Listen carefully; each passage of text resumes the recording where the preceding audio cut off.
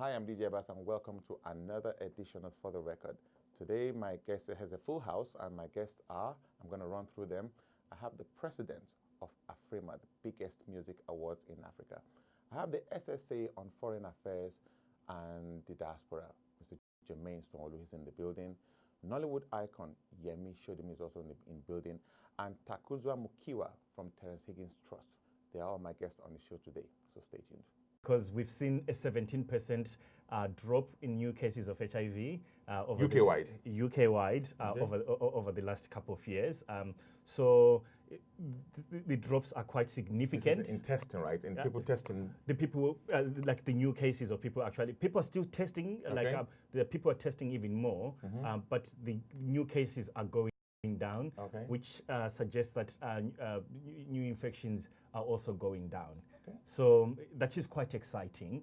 We have at the moment just over 100,000 people in the UK living with HIV. 100,000? Yeah, just over 100,000 people living with HIV at the moment in the UK.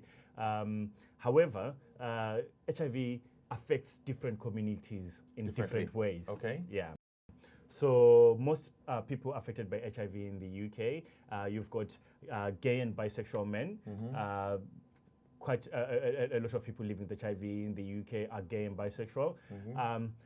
But therefore, gay and bisexual, is that the highest number? Yeah, most people living with HIV, like it's quite a big, significant number. So, for example, in 2017, 53% of people were newly diagnosed with HIV were gay or bisexual. So, like that is gay and bisexual men. Okay. Yeah. Men. Okay. Men. It's focused on men. But after that group, like you've got Black African heterosexuals. So this is Black African straight people. Okay. The situation is that at the moment, about just around 65% of people who are straight in this country living with HIV are Black African. Is that worrisome? That's worrisome, I would say. Well, I wouldn't say it's worrisome anymore. What is good is that most of those people are on treatment. Okay. There are things which are worrisome about it, which I'll go into.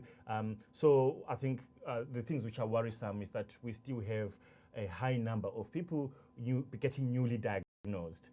Within that sector, the African... from the Black African community. Okay. So for, like in 2017 again, which is the latest stats that we've got, that they observed that about 38% of all straight people who were diagnosed in the UK were Black African. 38%? 38%. And I know people usually that's say, almost 4 in 10. And people always say, well, 38%, but that's less than 50%.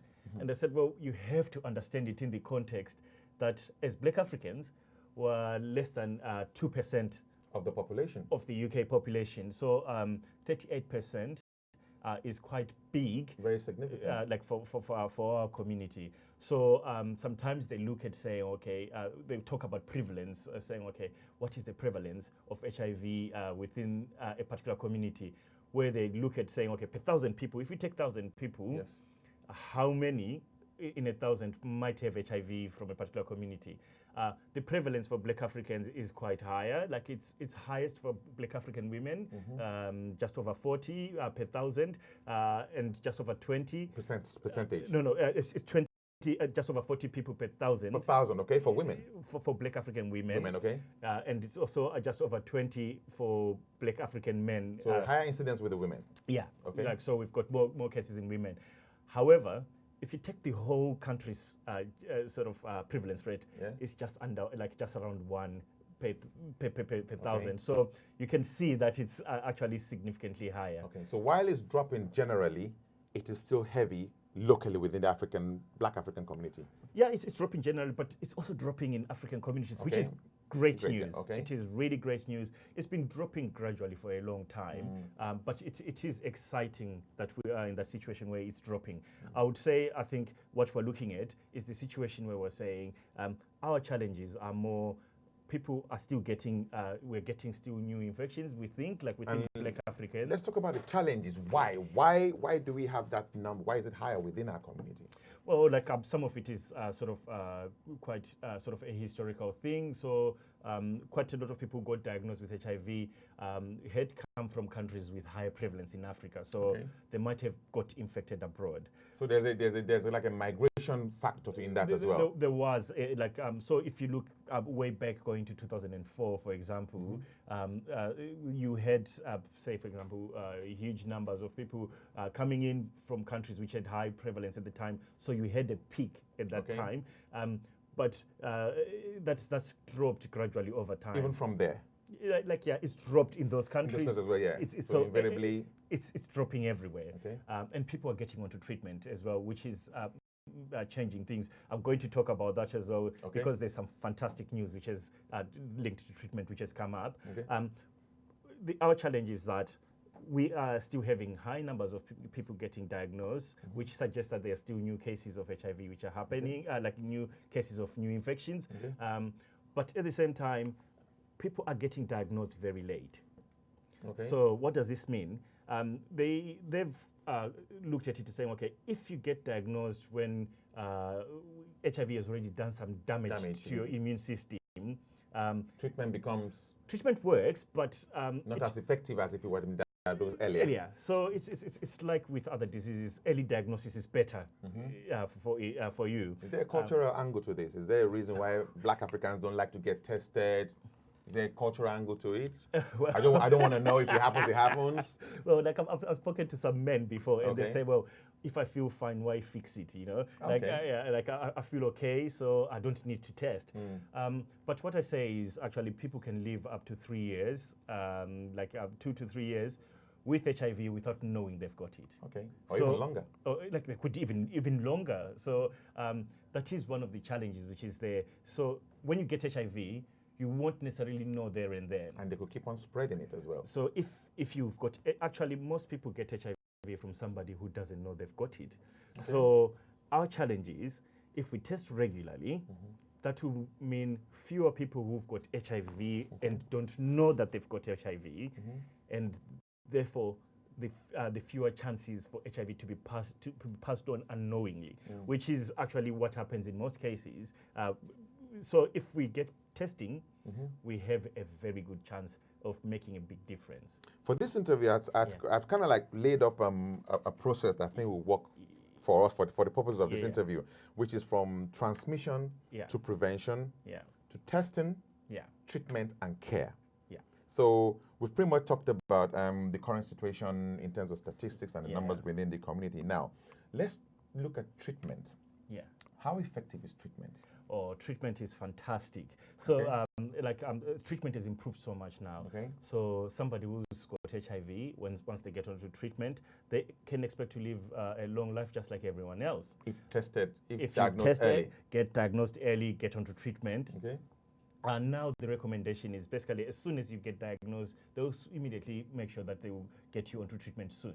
So they try to make sure everyone goes onto treatment immediately, unlike in the past. In the past, people sometimes they might have waited, but that has changed. So you get onto treatment, and not only can you live a very long life, if you're on treatment, you achieve something which is called an undetectable viral load if you're taking your treatment as prescribed. Undetectable in the sense that if you test, you can actually come out as negative. Well, it won't come out as negative, but what it does is it reduces the level of the virus, the viral load, like in the body, to a very low level. Undetectable, more or less. Yeah, but what's fantastic about that is somebody who's undetectable cannot pass on HIV even if they have sex without a condom.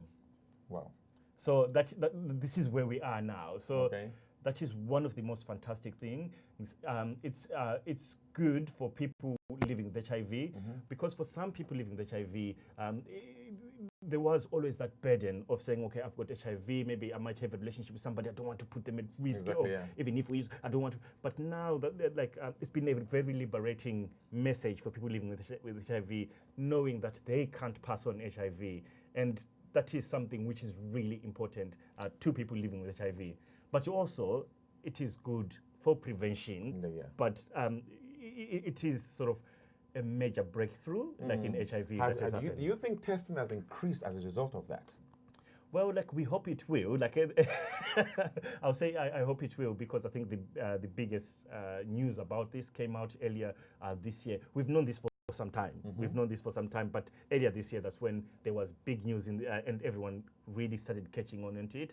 So for Terrence Higgins Trust, where I'm from, we're always really doing campaigns around this. So we've got two campaigns in a way that we're running around this. One via the National HIV Prevention Program for England, where we've got the Starts With Me campaign. Okay. There we talk about it. But Terrence Higgins Trust also has a campaign which is called Can't Pass It On. Okay. So Can't Pass It On is just to make sure that each and every individual in this country gets to know that somebody who's on effective HIV treatment cannot pass the virus on. So at the moment, we know only 19% of the UK public know about this. 19? Only 19%. 19? Yeah. Wow. So you have a lot of, We've got a lot of noise to make. Yeah, In terms of treatment also, Yeah. I've heard about this thing called PrEP. Yeah. What's that about? PrEP. So we are already into prevention. Yes. Because as you notice anyway, talking about getting treated, we already started talking about prevention anyway. Yes. But when it comes to PrEP means pre-exposure prophylaxis. Okay. So it's pre-exposures, which means it's a pill that is taken by somebody who's HIV negative Okay. to stop them from getting HIV. Okay. So it is sort of a fantastic breakthrough as well, because it means now in our toolkit of prevention, we've got more things to do. Okay. So you take it as a daily pill, and then once you take it as a daily pill, you can then make sure that you it can then stop you from getting HIV. Okay, we'll play that short promo very, very. I thought you would have whiskies here. I think they found it, and we're going to run that promo right now, and then we'll continue the conversation when we come back. So we'll check the promo and we'll be right back. Real. We all make choices every day. Some are easy, some are hard. How do you choose to spend your time? Who do you choose to spend it with? Choice means being in control. It's the same with HIV. There's now more choice than ever to prevent HIV. Condoms, testing, PrEP, and treatment. So choose what works for you. Find out more at startswithme.org.uk. Yeah, and that's the video for the Starts With Me campaign. And you have a campaign season going on as we speak right now, don't you? Yeah. Okay, now, treatment is great. Diagnosis can be better. Testing can be better. But really what ultimately will be perfect is a total eradication of HIV. Yeah. How far away is science away from that? We are, so the best way to explain where we are, we have all the tools to stop HIV right now. Okay. The trouble is the human factor, the human factor. You and I. It's you and I, exactly. Yeah. So I think we've got all the tools. Like we said, now people on treatment can't pass on the virus. We've got PrEP, which is a daily pill that people can take to stop them from getting HIV. And this, I must stress, this is probably for people who are sexually active and who perhaps don't use protection. Well, so this is where like the language changes, because it is protection. Okay. It is protection. Yeah. Yes. It is protection. Is it as effective as a condom? Well, like it's like PrEP statistically, it is 100%. Like it can be close to 100% effective when taken properly. Properly, okay. Yeah. The only difference here is like PrEP doesn't work for other sexually transmitted. It only works for HIV. Okay. So if you use it and you still keep yourself open to risk, you can catch other STDs. So the recommendation is to test regularly for other STIs. Okay. It won't stop pregnancy, yeah? just to let people know that it won't stop pregnancy as well. But the most important thing is, we've got PrEP. We have condoms still, and we already talked about testing. For us to really eradicate HIV, like you say, you asked, our opportunity is to make sure that we use all the tools which are available to us. Which is PrEP, testing, PrEP testing, you can also use condoms, and also making sure that people get onto treatment. So with those tools as a start. All available in the UK. All available in the UK. There's another one as well, which is called PEP, which is post-exposure prophylaxis. Okay. So people sometimes hear about it. They say, I've heard about it. If doctors get exposed to it, they would be given some. Exactly, yeah. So there is post-exposure prophylaxis as well. And how soon do you have to take that for it to work? Within 72 hours. Of exposure? Yeah, within 72 hours of exposure. And how effective is that? Super effective as well. It's a month of antiretrovirals, but then it means that you won't get. Okay. Yeah. Awesome. Yeah. But the most important thing for me, I think, is we can eradicate it if people do get to use all the tools available to them. So if condoms don't work for you, use PrEP. Okay. Or some people will say, will decide to say, we're going to be tested regularly with my partner, and choose something that works for you. Or even abstinence, if need be. Yeah. if need be. Like I would say, but we honest, the human factor. The human factor. We know feelings do happen. Okay. So for those watching this show right now who will be interested in testing, what's the procedure? What do you have to do? Testing is now so easy. Yeah. You've got so many options. So you can get tested at home if you want. So you can order a test that you do yourself, read your own results, and you can do the test, and everything will be done in about 10 to 15 minutes. And how effective is that testing? The test is really good. Okay. It's really good. It's 99 point something effective. So that's high enough. You might get sort of a false result, maybe in sometimes in a big batch. Okay. But that rarely happens. Okay. So, however, the test that you do at home, it's a screening test. The advice is after you've done that, you have to have a confirmatory test. But that is one way you can do it. Or you can actually do one where you just take a bit of blood at home, put it in the post, and the laboratory will contact you and tell you your results. Or you can still go to your doctor if that's easy. Sexual health clinic, or sometimes there's so many community organizations. So that's a search online. You can search for community organizations who provide testing. So Terrence Higgins Trust, for example, we do provide testing in so many places. Just last week we were at African Nations Cup, UK, doing testing. Which Zimbabwe beat Nigeria, I heard. Of course. Lucky you, indeed. Yeah. So with it's and also to the other side, I'd like to add is for those who test at home, and let's say you test with your kid at home and you find that you're positive, how do you deal with that psychologically? So first, before you order a test, what we ask, a test kit, we say, make sure that it is a test that you are ready to take. Okay.